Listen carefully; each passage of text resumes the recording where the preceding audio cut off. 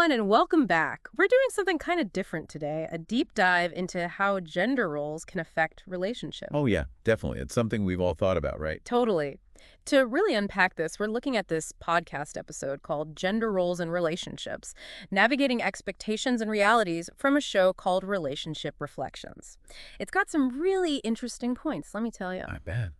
Breaking down societal norms always makes you think, huh? For sure. So they start by tackling gender roles. You know, those expectations of how you should act because of your gender. And they talk about how there's this constant back and forth between what society says is normal and what we, as individuals, might actually want in our relationships. It's crazy how deep those norms go. Sometimes you don't even realize they're there until something totally challenges them. Like, whoa, suddenly you see it. Right. It's like this invisible script. And the podcast breaks those norms down to a few parts. First, they look at those classic traditional expectations, like the man as the provider and protector, and the woman as the nurturer and caregiver.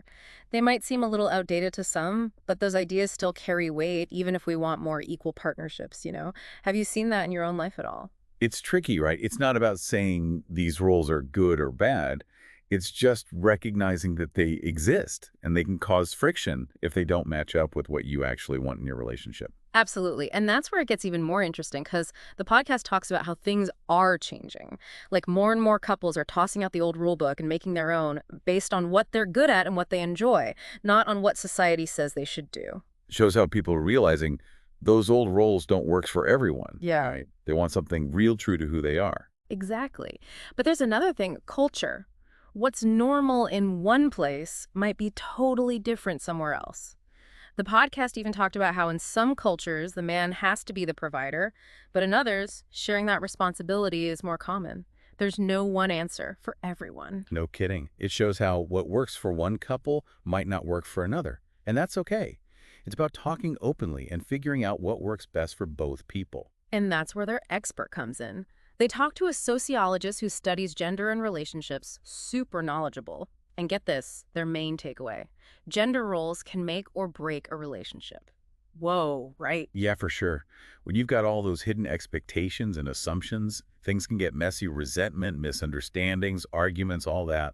It's like trying to build on a shaky foundation eventually. Cracks are going to show. Have you ever felt like that? Like frustrated or misunderstood because of those unspoken gender roles? It really makes you think, right. But don't worry, they don't just leave us hanging with all this heavy stuff. The expert had some great advice, and it all comes down to, you guessed it, communication. Of course. Yeah. But it's more than just talking, right? It's listening to your partner, actually trying to see their point of view, and being willing to work together and be flexible with those expectations. So it's not about changing the other person, but finding that middle ground where you both feel heard. Exactly. It's about building something that works for both of you, you know? Totally. Okay, so we've got communication, but what does that even look like in real life? Well, the podcast has got us covered there, too. They share some stories from actual listeners about how gender roles have played out in their relationships. That's the good stuff, right? Hearing how it plays out day to day. Absolutely. This one story really got me. This listener felt so much pressure to be the main caregiver while their partner was focused on work. It caused so much tension until they finally just talked about it and started sharing those responsibilities. Just shows how those unspoken expectations can simmer under the surface until, boom. Which takes us right back to what the expert was saying. We fall into these patterns without even realizing it. It takes effort to break free and build something new. You're telling me. And it's not just about taking care of kids either, right? Another listener talked about how they both worked full-time, but there was still this expectation for them to do most of the chores just because they're the woman in the relationship. Like, whoa, have you experienced that at all? Oh, yeah, I've seen it. It shows how strong those old expectations can be, even in modern relationships. We've come a long way, but those old ideas die hard. It's true, and it goes to show that it can happen to anyone, you know, no matter your job or how progressive you think you are. We all have biases, even if we don't realize it. So what can we actually do about all this? Well, luckily, the podcast had some really practical advice. So they give us some real steps we can take, and it all starts with, you already know what's coming, talking, open and honest. But they really highlight it's deeper than just like casual conversation. Yeah, it's about going there, Yeah. sharing those feelings about gender roles, even if they make you a little uncomfortable, and how it's all affecting you and your partner. Exactly, totally. Creating that space where you can both be real. And this next part might seem a little, I don't know, intimidating, but it's where the good stuff happens. They suggest actually deciding your roles together, like a team, focusing on your strengths, what actually excites you, not just what society says you should be doing. Yeah, that's so important.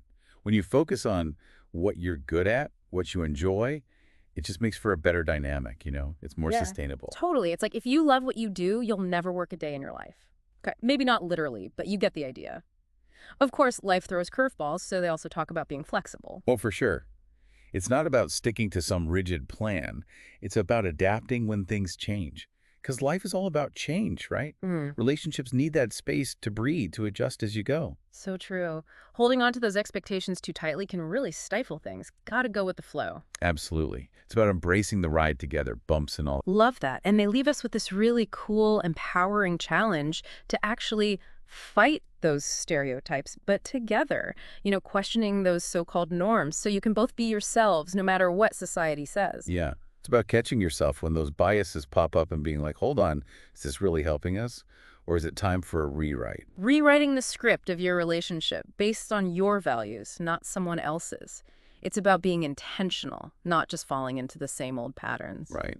It's powerful stuff. So as we wrap up this deep dive, what really stuck with you today? What's one thing you're going to take from this and maybe explore in your own life? Ooh, that's a good one.